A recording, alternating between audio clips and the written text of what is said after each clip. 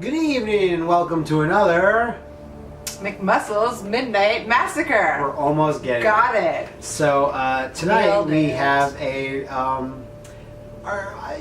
we couldn't find much J horror we haven't seen together like already multiple times, but there is this one which is Shudder, which I first saw at Fantasia like 2004, 2005. Well, I actually looked it up. It did come out in 2004. Oh, okay, so that makes sense. And there was an American remake of this that I'll off the bat say don't watch. Okay. I remember seeing some clips of it. It was like really, really bad. It was like the dregs of American Japanese horror remakes. I think it's because they were probably reaching for something because they saw the overwhelming popularity of like Ring and the Grudge remakes that did really well in America and all that. But and then they're like, this guy, take Shudder. Yeah. And then they just fucked it up. I don't know. I haven't seen it. Or maybe I have. Shudder, because we Shudder, because we say Shudder, but it's a Shutter lot. like a camera shutter because it's the whole point of the movie is about And- photography or whatever. But Yeah, this isn't strictly J horror. It's actually like Thai, I believe. it's Thai. Well, they talk about Bangkok, so I'm assuming it's Thai. Yeah. And also, so I did look up that 2004 was also when the Grudge remake happened. So the original Grudge was 2002. So this is 2 years after. So this isn't, we're starting with the whole ghost girl, long stringy black hair, white makeup. Yeah, and the ring is even older. Like the first Ring movie was like 99. Yeah, 99. So this does follow in that same mold. It does, but it's not a bad ripoff. I wouldn't even call it a ripoff. A bad entry in this subgenre of like, I don't know, you know? I'd say subgenre. Creepy ghost girl. Especially of the time, I definitely think it was like a subgenre. It had its own little twists at the end that I appreciate, which makes it a little bit more unique. Yeah.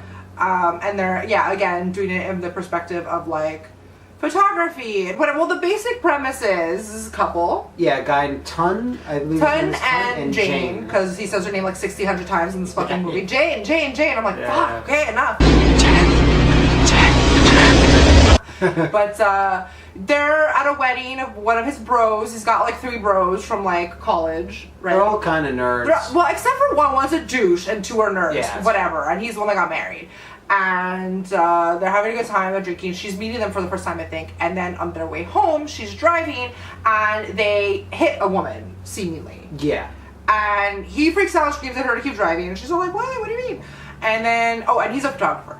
So this is not a part. So then she's all like butthurt, like not butthurt about it, but she's all like in her feelings about it. It's tough to be on butthurt about the I killed this woman, right? So she's all fucking mopey McGee, and he's like going on like life is fine. And she's like, dude, what the fuck is wrong with you? And then he starts developing all his photos, and they're having the ring thing where there's like a white on people. Yeah, because he went to his old college campus where there was like a graduating class. So I guess he's being paid as a photographer. Yeah, like this is his job. Yeah, he takes a bunch of photos, and there's this weird like ghostly white like light that's shining. He's like, what the hell? What's this? Yeah. And he tries everything, and he's like, it's not my camera now, whatever. It's on the negative. So like he accuses the guy at the photography store, man. the Photoshop man, and he's like, bitch, it's in the negatives. He's like, don't fucking blame me and my like developer or whatever. Yeah. They also have a dark room in their own bathroom in his apartment. So I don't know why he's going to get them developed, but I guess he has so many because he's all in. I don't know. But, you know, and very quickly, Jane's like, we're haunted. Yeah. We're haunted. That's a ghost in the pictures. Because like, she sees this magazine with, like, that's all about, like, ghosts and photographs. Yeah. And then they go to the magazine's editor to be like, are these fake? How do you do it? Is it Photoshop? They're like, yeah, they're all fake. He's like, yeah, most of them are fake, but some of them are real. He tells, like, the story of. And it goes down this whole, like, ghosts appearing in photographs. Why? Why are they doing that? Like, the phenomenon of it. Like, well, sometimes they just want to be close to the dead people want to be close to the people they love. Yeah. And that's the whole, brings them down this whole, like, who is this girl, you know? Why is she, because they actually go back to the scene of, like, the accident, because she, like, her car smashed into a billboard, and they were repairing it on the road, and they asked the man, they're like, oh, did someone, like, get hurt? And he's like, no. They're like, are you sure? He's like, why? You're like, no reason. Just asking, was it a girl? They even check the police and hospitals, and no one's reported anybody hurt. So they're like, oh, okay. Yeah. And they just assume it was this, like, we'll get into when the movie Are we doing spoilers? We won't do it for this just because it's kind of the movie's thing, but they think it's the simple matter of we killed this girl, her ghost is haunting us. And that's not entirely the case. It is for most of the movie, but then there's kind of more storyline, which is where the movie gets a little bit more unique than, like, say, the Ring movies or The Grudge, where there's a little bit more to the story. Again, I'm so bad with, like, what is a spoiler, so I just, like, here, like, zip it and don't say any more, but it's like, those people that were haunted in those other movies, they were just haunting whoever was in the area, like their house, right? Yeah, so whoever watched the videotape, or exactly. Whoever was in the Ring like house. indiscriminately haunting you. But the Ring house. I meant to say the Grudge house. The Grudge house, the Ring well, whatever. You guys know what the fuck we're saying. But this, if I could just say that, isn't that. Yeah. This is like she is in their lives for a specific reason. It is not a willy-nilly haunting. You know, I guess we don't say why, we don't say what happened. Yeah. But like the girlfriend quickly, Jane. Jane. She's putting it together. She's putting it together, and then like, can we say his friends start dying? Yeah. Like the douchebags start like dying all in the same way, and Jane's like, "Well, something. What's up with this? Why them too? What happened?" And he's like, "I don't know, babe. Let's watch Netflix together." He's just and she's like, "No, don't worry about it, babe." Like that's his answer to everything. He's like, "I just love you so much, Jane. Let's not worry about it. Let's not." And anyways. I know, I'm gonna stop talking because I'm gonna go off on this guy at this point because then like she detectives it up. And then, you know, you get your ending. Yes.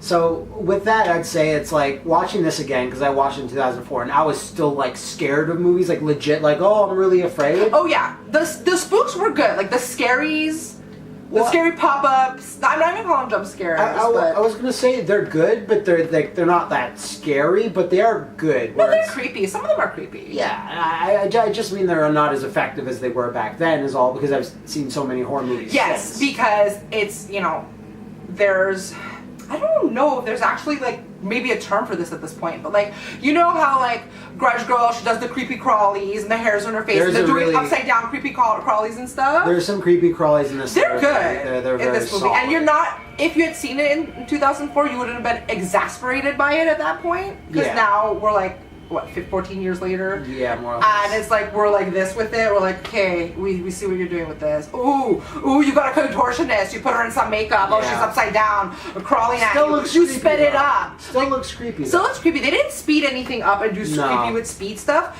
But I will say the woman that they chose, her facial features to be this ghost. She's got a ghost works face. really well with the makeup, with like, you know, she just has like dirty ghost outfit, you know, stringy hair. Yes, fine. And she does like the creepy crawlies, is what I call it. But it works really well with her design. At the same time, she doesn't really stand out amongst like Kiyako or